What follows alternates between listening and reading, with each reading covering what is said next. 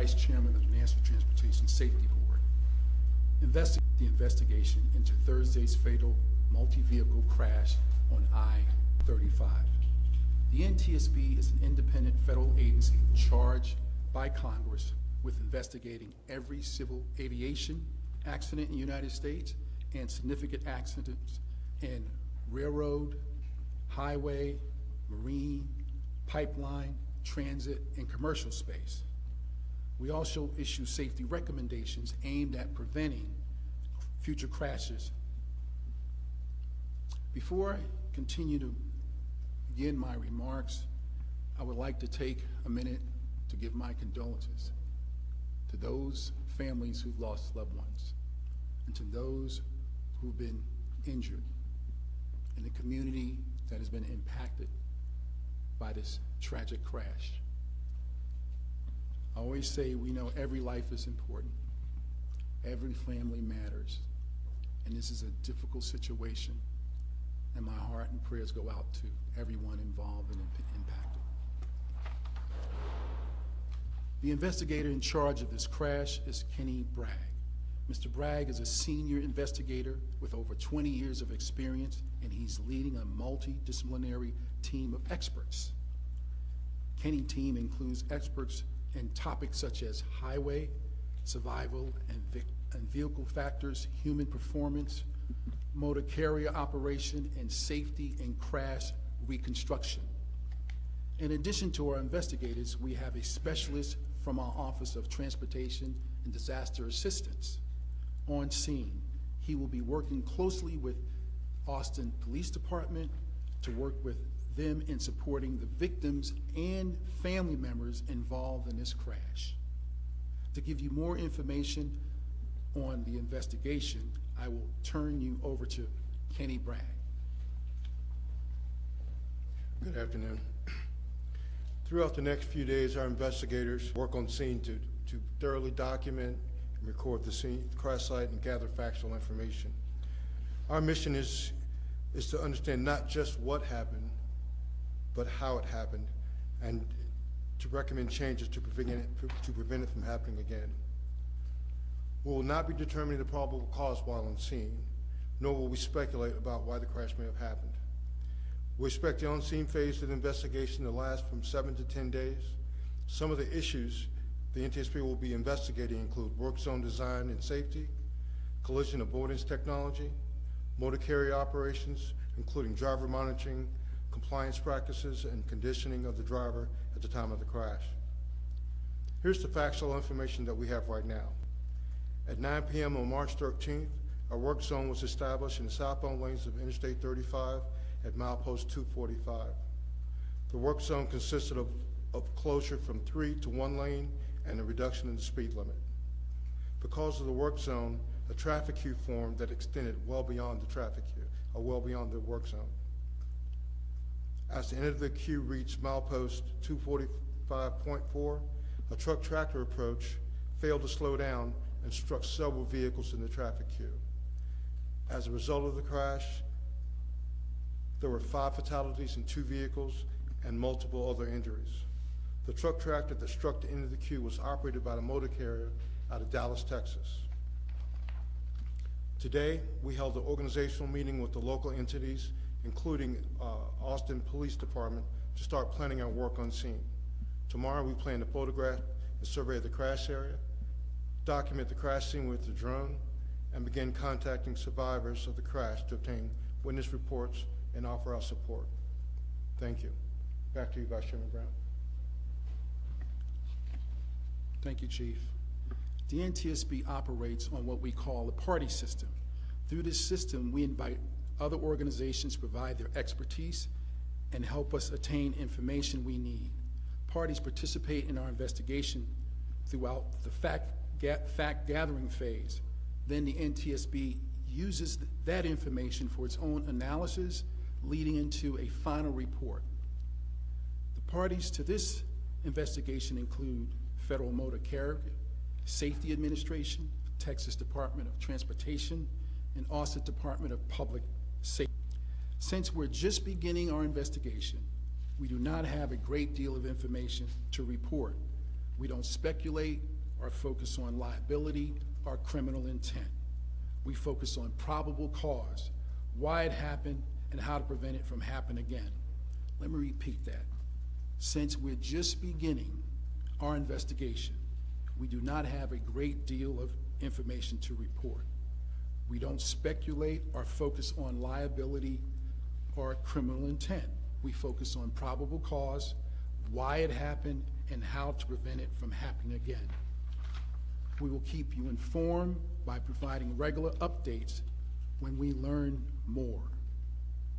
We plan on holding another press briefing tomorrow. For the latest information on briefings, I encourage you to follow us on X, formerly known as Twitter, and our website. You can find us on X at NTSB_newsroom and our website, ntsb.gov.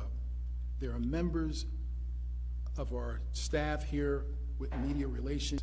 I want to make sure you reach out to them. Where's Sarah? Sarah's right there in the back to make sure we have your business card so we can add you to the distribution list. One final comment. I would like to thank all the first responders to this crash. Austin Fire Department, Traverse County Fire and Rescue, EMS, Austin Police Department, Texas Department of Public Safety, Traffic Control, Pflugerville Police Department, Traffic Control. They've been working very hard to contain this crash and to ensure that the scene is safe for everyone. We appreciate all the work they have done. We consider them great partners, and we thank them for their commitment and service to public safety. With that, I would take a few questions, but I want you please to raise your hand and give me your name and state your affiliate. With that, I'll take a few questions. Yeah, this is Vinny Mortorano with CBS Austin. You guys are talking about just starting your investigation, but as we know, there's a lot of witnesses there, some of them taking cell phone video, posting that. How important is that going to be for your guys' investigation to have so many witnesses available and some video of exactly what happened that night? Well, that's one of the reasons why our investigators are here. They're here to gather the evidence, really reaching out and talking to everyone. That's part of our investigative process. And that's why we have the investigator in charge is Kenny Bragg, and the teams that will be a part of that investigation, they will be looking at all of that as we move forward in this process. Hi, Lauren Rangel with Fox 7 Austin. First, thank you so much for being here. I wanted to just confirm, we had heard that Araya was the person driving the Amazon truck. Could you confirm if that's true or not? I can't confirm that. I think that'll be part of our process. If he was driving the truck, I just want to make sure that we follow a process that's going to be part of the investigation, even though it's public. We do our own investigation, even though we're working with other partners in this investigation, but we'll confirm that through the process. Your name? Hi, I'm Kevin Bosker with KXA, the NBC affiliate in Austin.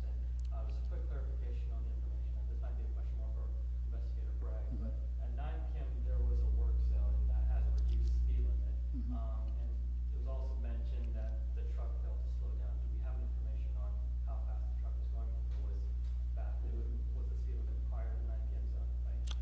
Well, yeah, that will be a part of the investigation. I will have Chief to come up and say a few words on it. Thank you for the question.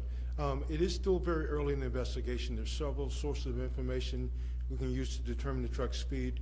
We'll look at the engine control module, we'll look at possible surveillance video, and even telematic data from the truck. So while it's still very early, we do hope to have that information at some point in the future. Hi, my name is Tony Husky. I'm a reporter with the Austin American Statesman and KU, the local ABC station here. Just a couple of questions. I'm just trying to visualize this. So, first of all, can you just describe what kind of work was being done on the highway that resulted in these lane closures at 9 p.m.? Okay. What the nature of that work was? The question was, what was the nature of the work that's being done on the highway? Chief, you want to answer that? Yeah. My understanding at this moment, it was a resurfacing operation that was being conducted by TechStock. And when I'm sorry, when the crash actually occurred, had everyone filed into a single lane at that point, or were people still kind of merging when the crash occurred? Well, at this point, the traffic queue extended well beyond the work zone. So we don't know at what point it closed. That will be a focus of our investigation. Something we'll definitely try to determine. Thank you very much. On the note of the construction in this part of I-35, have you guys looked into yet, if there had been accidents in this location before or section of the highway? So the question is, have we looked into the accidents in this part of the highway since we've been here? Have we gathered any facts or information part of the highway?